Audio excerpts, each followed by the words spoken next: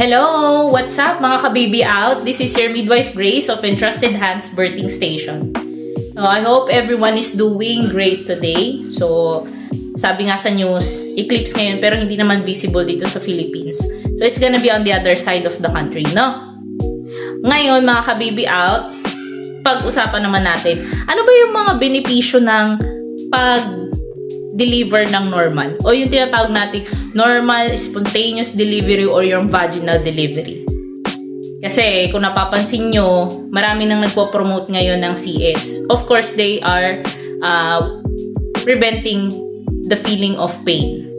But when you're having a child, given na yon na magkakaroon ka ng pain. But kapag nakita mo yung anak mo, it is all worth it. Sabi nga nung mga mommies na napaanak ko na, worth it yung pain. Worth it lahat ng hirap nila for 9 months and then during the delivery. So in this video, wag mong skip because I will encourage you to do normal delivery para sa'yo din yan.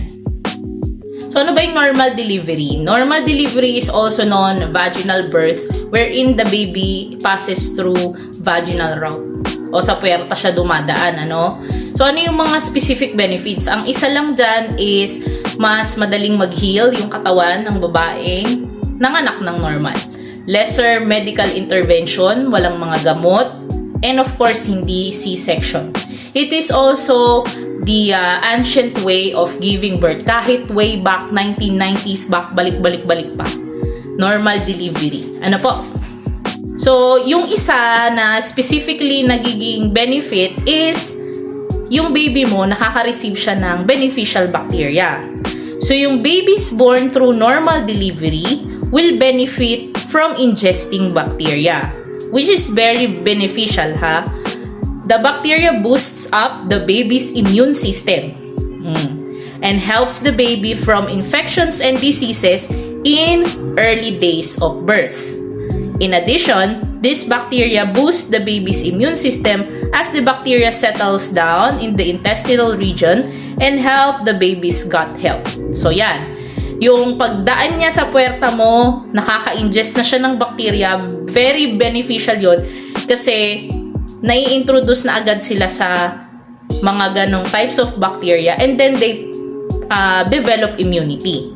Yung sumunod, it reduces breathing problems.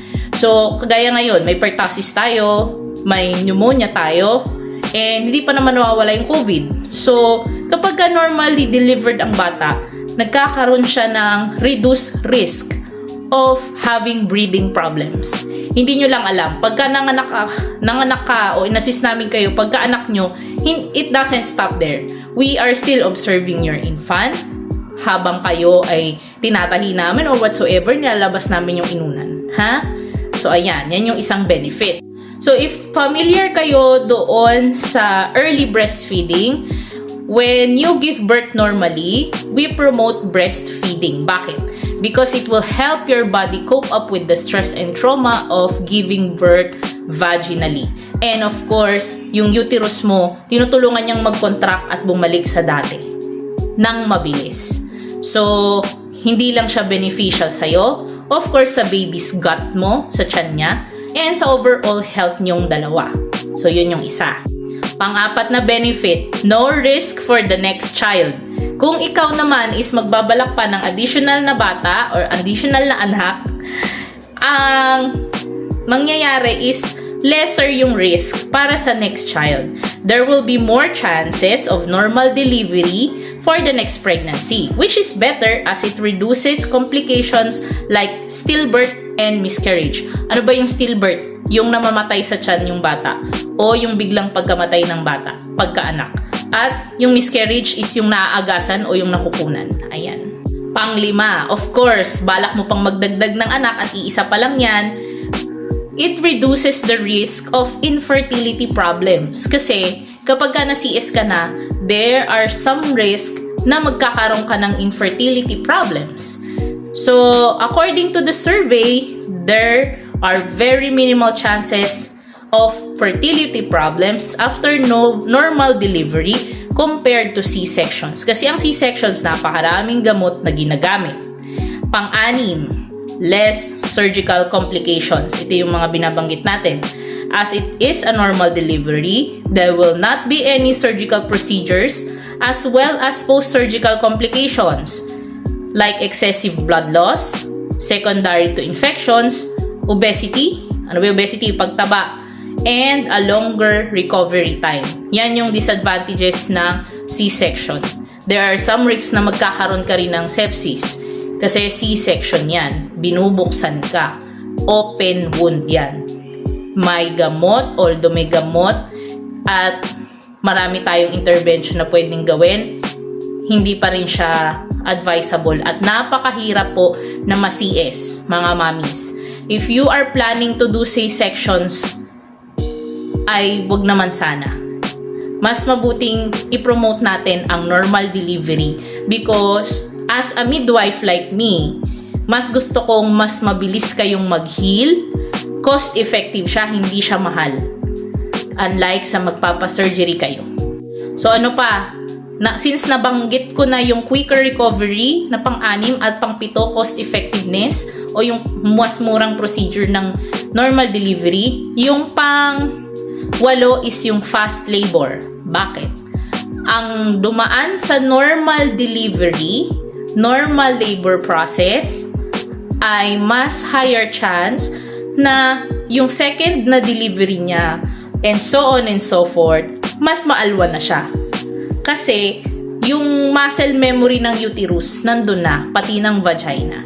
So it's gonna be easier for you if you will go through the labor process. Masakit, natural lang yan, but the benefits are great. And of course, lastly, yung pang-10 natin, siguro may na-miss na ako na iba, but nabanggit ko na almost all of it. It develops feelings of connection. So without medication, women are often alert and feel connected with their babies in new and different ways during labor.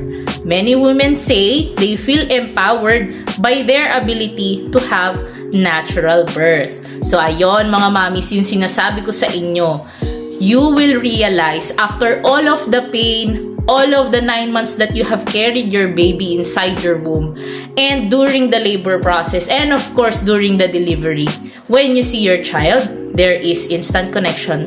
Hindi ko naman tinatanggal o inaalis yung CS connection kasi anak mo pa rin yun, nakakonekta sa puso mo yun. But the process is that nandun yung connection, yung bond nyo. Kasi you go through that process. You felt it very much, yung pain. And yung feeling na kaya ko pala. I cannot believe that my body can do this. Parang ganong mga feeling.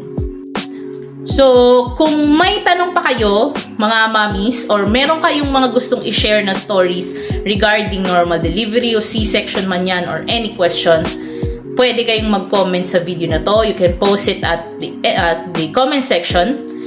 And I will be happy to answer your questions. If may natutunan kayo sa ating video, please do click the heart icon and don't forget the plus sign for more informative videos. And kung nasa YouTube naman kita, don't forget to click subscribe and hit the bell icon para naman hindi ka mahuli sa mga latest videos natin. Private questions and inquiries are very much welcome. We will flash our contacts here. Ayan na pala, nasa taas, para maka-message kayo sa amin. Again, this is your Midwife Grace of Entrusted Hands Birthing Station, and we provide you with quality maternal care. Hanggang sa susunod mga ka-baby out, and see you. Take care.